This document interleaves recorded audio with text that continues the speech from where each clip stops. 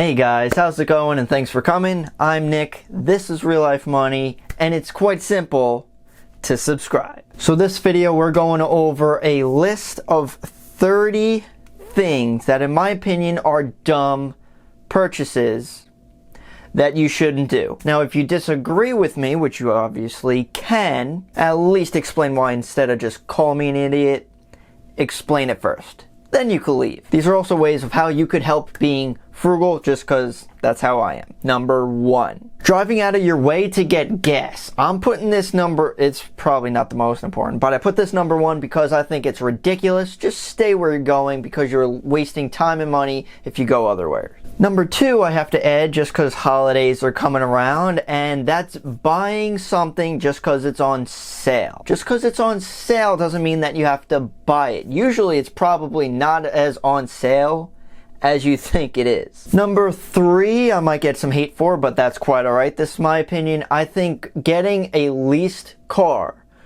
over and over and over again throughout your whole life so you just always have a car payment, in my opinion, that would be dumb for me. Now you might be able to like maneuver some strategies and different ways to actually save money. Maybe it's like a business and a write-off, but I think in most people's circumstances, they overpay for cars. You can fight me on it in the comments. Number 4 is buying a little bit more just to get free shipping. You know those minimum balances like, oh, you need to buy $50 or you need to buy $100 to get free shipping. Usually you just buy something extra that you don't need to save $5. Sometimes it's not worth it. This really irks me. Number 5, because you hear it on all these different commercials out there. When you buy more, you save more. In what reality does that actually work? When you're paying more money for something, you're not saving anything whatsoever. If you're spending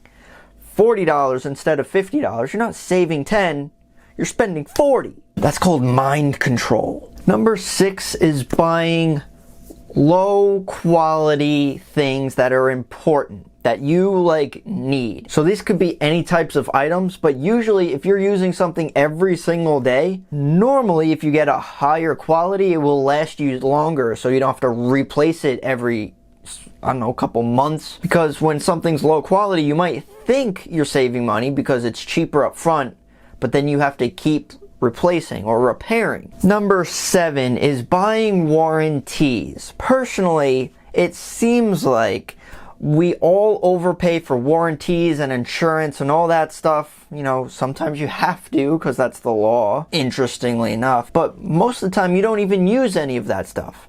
Now, yeah, it is a backup plan just in case something happens. But usually, especially if you're safe, during that time, you know, it might be like a year or two where you don't have to replace something, and this could really depend on anything. The money that you save from not purchasing the warranty, and if something does happen, you could use the money that's saved. And by the way, during that time, you have to save it. You can't just spend the money that you're saving.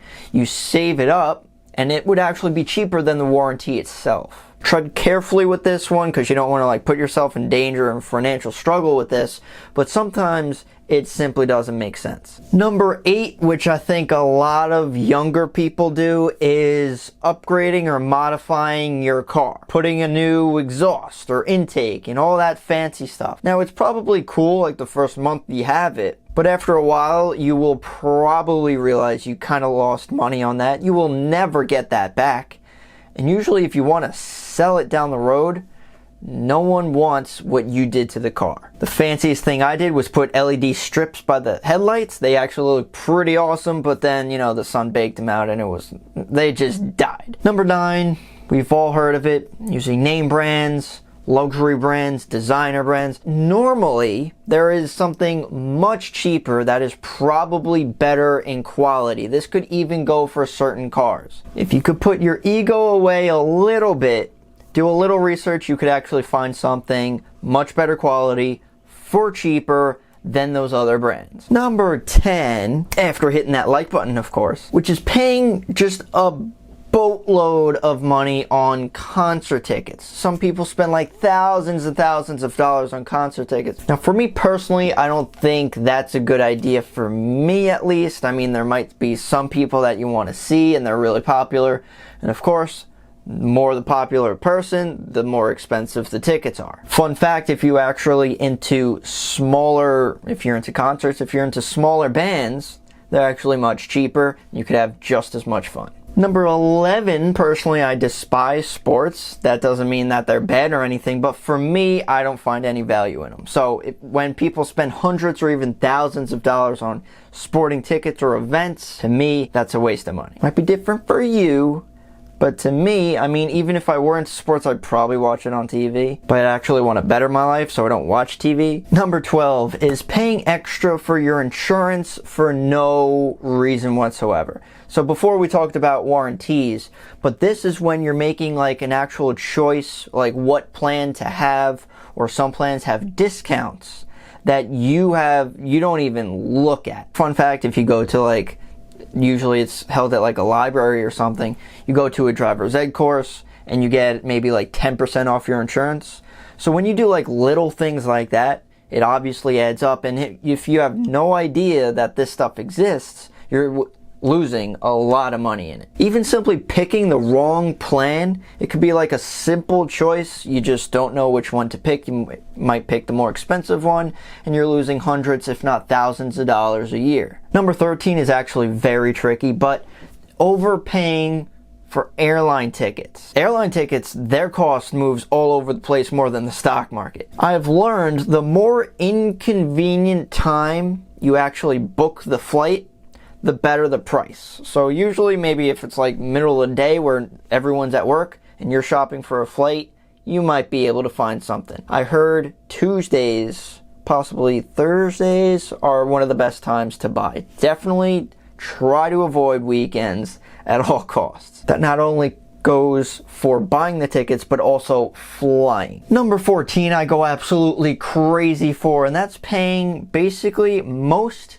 kinds of interests. And of course, this could go from credit cards to student loans to car loans to basically any type of debt out there. The one kind of exception that I wouldn't mind too much is a mortgage, because you do have to live somewhere. Now, don't overspend to get a house that you can't afford, but if you're living somewhere, you have a mortgage, you're paying that down regularly, you might pay it bi-monthly, so you're dropping it quicker. That interest isn't too bad, especially if you have rental properties, so you're actually getting extra income and appreciation. It's pretty good if you use it the right way. Number 15, which banks get billions of dollars annually from, and it usually seems so small and insignificant, so we don't focus on it, is paying late fees. This could be with your bank accounts, this could be with your credit cards payments. Pay the freaking payment. But if you're paying late fees like that, you're basically throwing money straight into the garbage. Like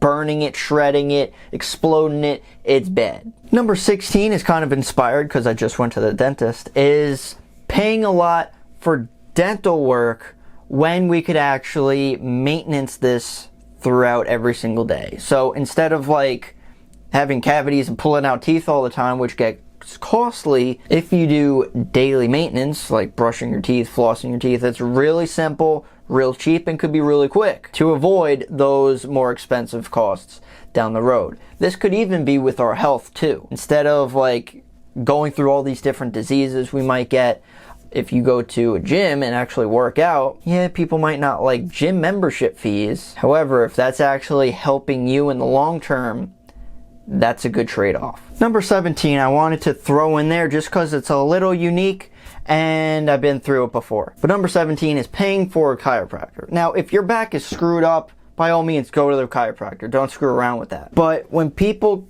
continuously go there, I feel like when we could adjust our own lives on our own, which could be going to the gym, stretching, and like actually moving around like human beings should, that could actually help us with our backs. I hear it all the time throughout work because everyone's sitting down all day. Their backs are killing them. And basically every part of our body is attached to our spine. So if we screw up our spine, our entire body and life is pretty screwed up. So we kind of have to take care of that. Incorporating the last one of like health, I personally go to Planet Fitness. But Planet Fitness, they have like massage chairs. So every time I go there, I usually use a massage chair. It's incorporated in the cost, which is a little bit cheaper, or a lot of bit cheaper than an actual chiropractor, and it gets similar results. Number 18 gets very costly, is buying home decorations, or like a lot of them. Now, if you want to be festive, by all means, and you could do that in a cheap way. However, when you're just buying everything at Home Goods or something like that, and heck, like we kind of touched on before, don't even buy a whole house if you can't afford it. Number 19, I mean, I guess older people realize this, younger people might buy into it a little more, is buying trends. Obviously, if you've been around for a while, trends usually last a couple months. So if you could deal with not being cool for a couple months and save a few dollars, you could definitely do that. Things go in and out very quickly, so usually we shouldn't be buying into trends. Ironically, in 2000, they thought the internet was a trend, and we could see how that went. Next couple tips are influenced because I was a gamer. I played a lot of video games, unfortunately. I mean, I saved a lot of money from just doing that, and it was very entertaining. But you gotta live a little bit too. So, number 20 is buying in-game purchases. That basically every single game out there, if you want to level up, if you want more items, if you want a cool outfit, you could buy them to get, like, it doesn't really make sense. What happened to playing games for fun and not paying anything extra? You buy the game and you play it. Which could also be number 21, which is paying money for apps. Usually there are a bunch of free apps out there, and you could utilize all the free ones. Now, there are probably some specific ones if you need certain things. Paid apps could actually help you out. But if you're looking for like entertainment and you're buying those apps, I feel like that's almost unnecessary. And by the way, if you made it this far, definitely appreciate you sticking around. But moving on to number 22, I personally just despise this idea, is going to an out-of-state private college. I feel like that's just wrong in so many ways, because you're probably going to a state that you might not even live in, so it's almost useless. You're going to a private one, the most expensive one. You could go to an in-state, which costs like half the cost. You could go to a community college if you wish. A lot of jobs just see if you have the degree. They don't care where you went. Depending on your career, of course, you know, if you're a doctor or a lawyer, you're gonna have to do some serious stuff. But if you're like just a normal job, a normal bachelor's degree from anywhere could still work. Number 23, I think, is pretty stupid. We could definitely avoid it more often. Unfortunately, it happens, but is paying for traffic and parking violations. Watch your speed. Don't talk on the phone while you're driving. You should never do that. I don't care how cool you think. And watch where you park. These things, they cost a lot. Of course, we buy these things involuntarily. Like, we don't, hey, I'll pay for that parking ticket. No, but we could try to avoid them. Especially those darn red light cameras. Number 24. I get worked up with this, is buying lottery tickets. Honestly, I think this on the list is one of the dumbest purchases. You could fight me on this. Go ahead. This is one of the dumbest purchases you could ever make in your entire life. I know friends, I know relatives that has been playing for 20, 30, 40 years. Haven't won yet. It's like, well, it only takes once. It's like, well, it'd take you 40 years to get to here. How long did that take? Usually hundreds, if not thousands of dollars go into these lottery tickets. Your odds are basically zero. Why bother? Number 25 is paying more for something when there's something cheaper somewhere else. And this could be avoided by doing a little research. Usually, it's all online. You could go to every single store out there, go to their website, see what's cheaper. Instead of just buying at the first store that you see, you're probably overpaying. Especially when Amazon rules the world. Number 26, I personally don't have any cards like this, but paying credit card annual fees. Listen, I just want free cash back. That's the type of person I am. Credit card companies despise people like me. But I don't like paying annual fees, especially if I'm not going to use them that much. And the benefits that I would get from it versus the cost almost would even out, because I don't spend that much on credit cards. Now some might have like a sign-on bonus, you might get some miles to get like a decent vacation or something like that, but overall I think a lot of credit cards, it's almost a waste to get those cards when they have those annual fees. Number 27, I combined a couple ideas with our credit score. So when we have a low credit score, obviously we would have a higher rate, so we would pay more interest. That's pretty dumb. So that's like if we buy a car, if we buy a house, we're spending thousands, if not tens of thousands of dollars extra on those purchases. Now on the flip side, some people might be like, hey, I want to increase my credit score, so I want to pay a credit repair service. Now it seems great and all, someone wants to help you with your credit, so you want to save money at the end, but guess what? You could actually do this on your own with a little bit of research. Just start paying your credit card payments. Start dropping your balances. Stop paying those late fees. Dropping your utilization. Just stop using credit cards so often and you could actually increase your credit score. You don't have to pay someone to do that. YouTube exists. Number 28 I would never do is paying for food delivery. Throughout my entire life, I've never paid for food delivery. You drive to the store, you pick it up. I'm not paying a few extra dollars for food delivery. It's almost an insignificant cost, but I don't know why I get worked up over it, but I feel like that's completely avoidable. Like, we're becoming pretty lazy if we're doing this. Sorry if I just insulted you, but we could avoid this and save a few bucks. 29, might get a little touchy here, but is paying for excessive online courses. Now, if you've been on YouTube ever, there are so many online courses out there just teaching you different things that you could actually apply in your life. It could range from anything. I'm not saying the information is bad. I mean, there's probably some bad information out there. But at some point, you have to take action. You know, you could absorb all the information in the world and do nothing, and nothing comes of it. That's the issue.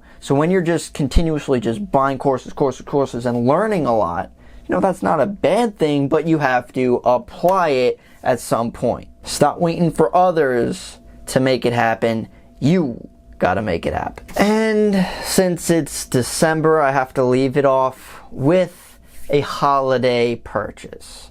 Number 30 is avoiding a lot of holiday gifts. We shouldn't drift away from the actual meaning of the holidays. No matter what you celebrate, there's something deeper than just presents. It's about family, it's about friends, it's about relationships, it's about being happy. All these commercials, all these sales are pushing us to buy, and that's how we get in more debt, and then we just die. We have to just move away from that and start living our lives a little bit more wiser. Because if we haven't learned by now that things don't make us happy, then we're never going to be happy, because there are deeper meanings in life than that. So thank you so much for watching, guys. Really appreciate it. If you have any questions, comments, concerns, please leave them down below. Or if you could think of any more dumb purchases that you could save money on. So thank you so much for watching. Really appreciate it again. And I'll see you in the next one.